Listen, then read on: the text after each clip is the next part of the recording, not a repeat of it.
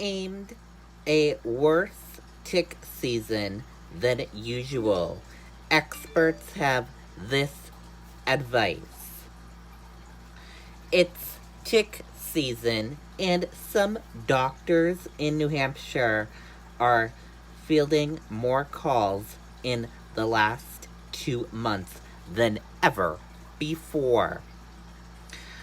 While the blood-sucking, disease-carrying arachnids are a problem every year, Dr. Matthew Mitskill says this season ticks seem to be hitching a ride and grabbing a meal on humans at a higher rate. Over the last month or two, we've had more calls now than we did all of last year, he said. University of New Hampshire entomologist says climate change is causing warmer, wetter weather every year, making for a longer breeding season for ticks. They need humidity and temperature, and we have that mix, especially here in New Hampshire, Rachel said.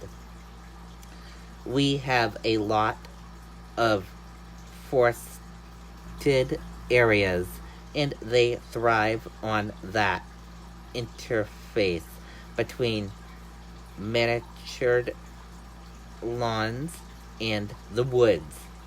She says most people are picking up ticks in their own yards. A lot of times we rake our leaves into the woods, she said. Now that could be a prime tick habit. But if someone in your family does get a bite,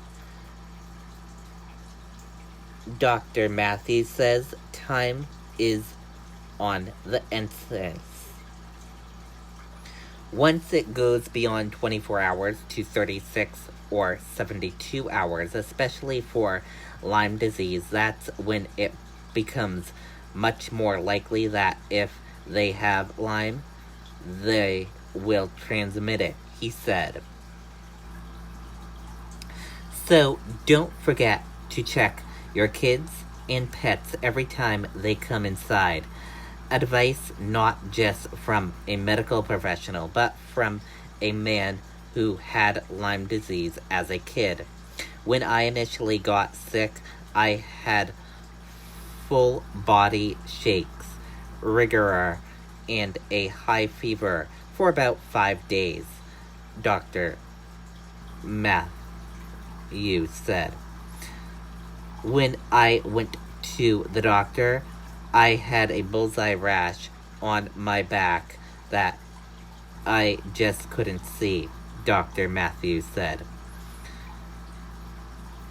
Says after a bite, watch for an expanding rash and a bullseye pattern.